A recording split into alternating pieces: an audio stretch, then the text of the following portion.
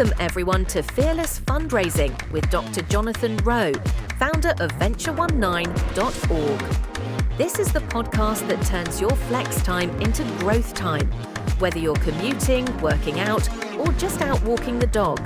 Each episode is packed with practical tools, biblical encouragement, and real-world strategies to help Christian non-profit leaders grow stronger, lead boldly, and fund their God-given mission. Because let's face it, if you want to change the world, you have to know how to pay for it. Here's Jonathan. Today, I want to work through 7 leadership questions that have been sent my way from all over the continental United States and really around the world. Just kidding. They didn't come from any of those places, but they are in front of me right now. And so I'm just going to read through these questions and answer them a little bit more quickly, more in rapid fire succession, and we will be done inside of 10 minutes today. So question number 1 is this: how do you inspire a shared vision within a nonprofit organization when resources are limited?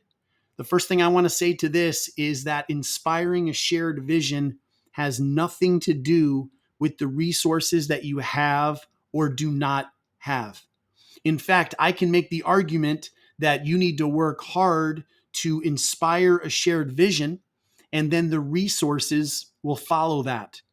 And part of inspiring that vision is having a great understanding of where you are now as an organization, where God is calling you to go or end up, having a plan and a strategy so that you can move from point A to point B, and then inviting everybody to be a part of that.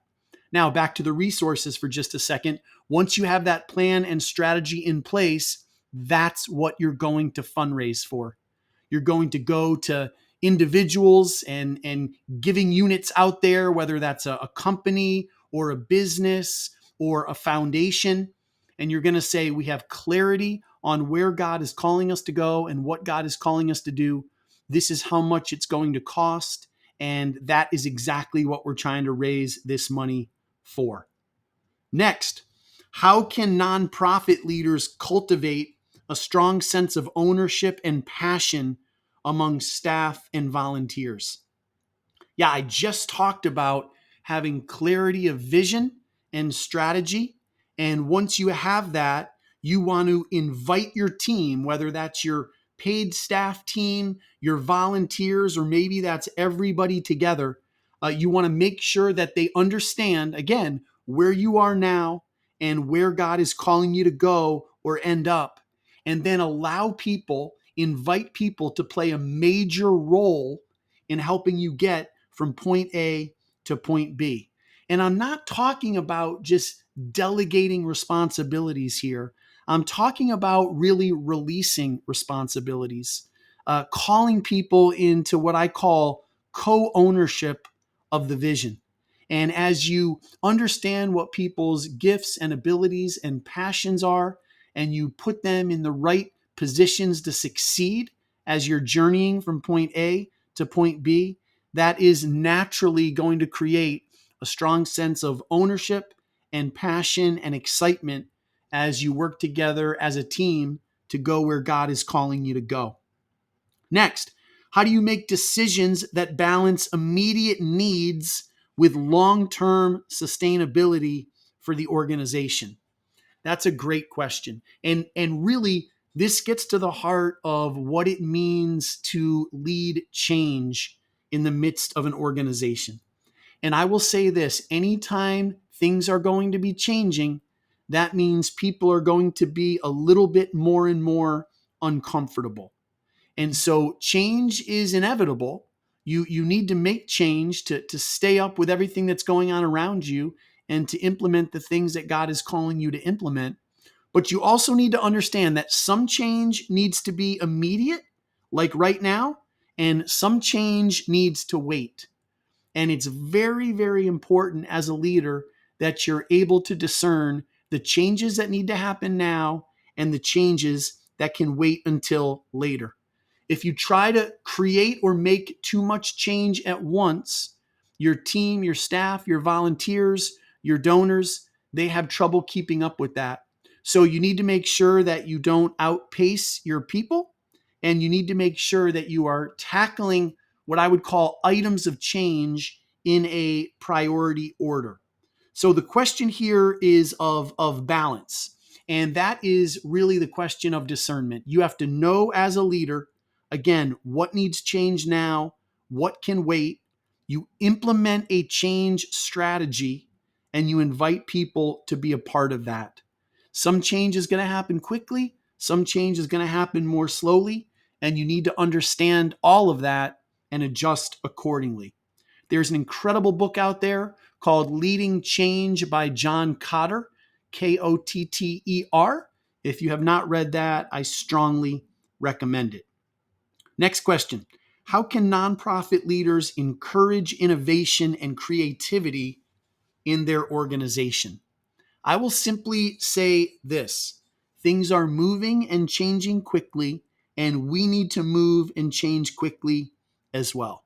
Now, that doesn't mean that we stray from our mission and vision and all that God has called us to accomplish, but we need to be constantly thinking about new ways to be even more effective as Christian nonprofit organizations. And I'd like to look at this question a little bit from the back end. And that is, what happens if you don't innovate and create? What happens if you just keep doing the same old things? Well, at some point, those things are going to cease to work and things are going to pass you by a little bit, and you're going to be more ineffective as an organization. So, how can nonprofit leaders encourage innovation and creativity? Make sure that you create a sense of urgency for it.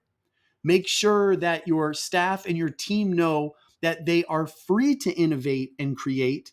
And even if they fail at times with innovation and creativity, that's okay, because that's all part of the learning process.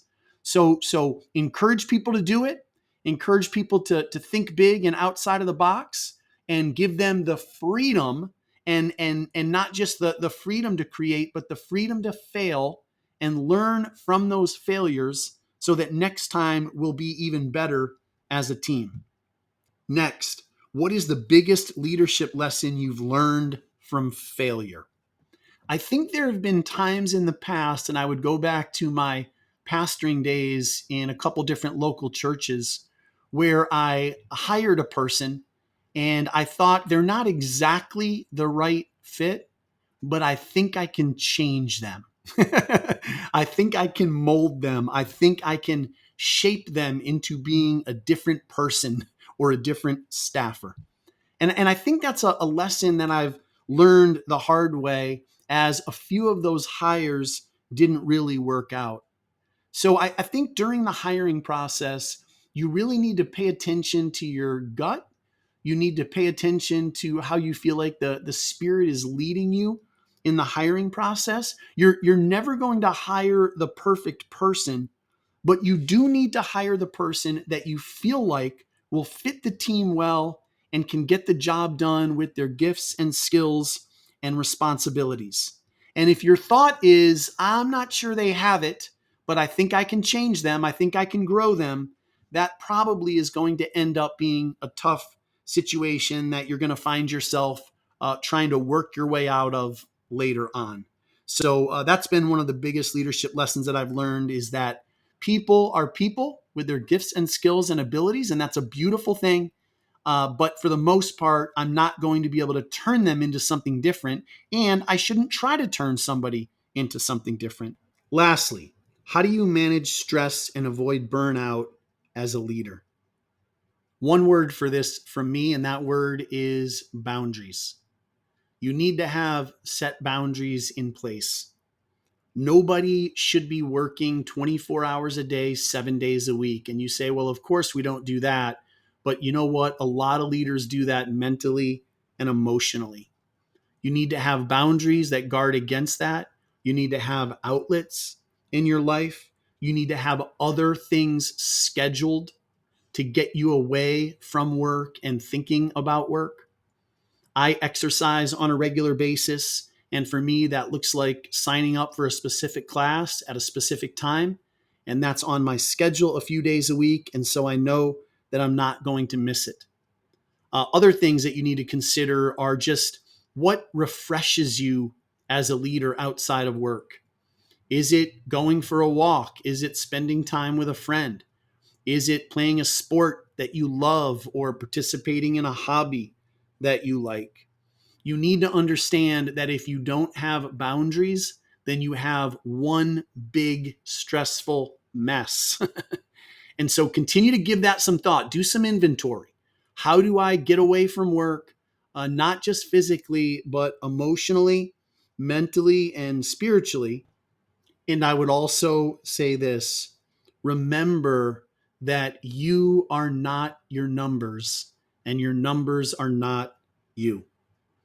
Oftentimes, as leaders, we think if we're fundraising well, then we're really great as a leader and we feel good about ourselves. If the money's not coming in, however, we feel like less of a leader, and that begins to stress us out. Or if things are going well with our organization, we get energy from that because we feel like that's our identity.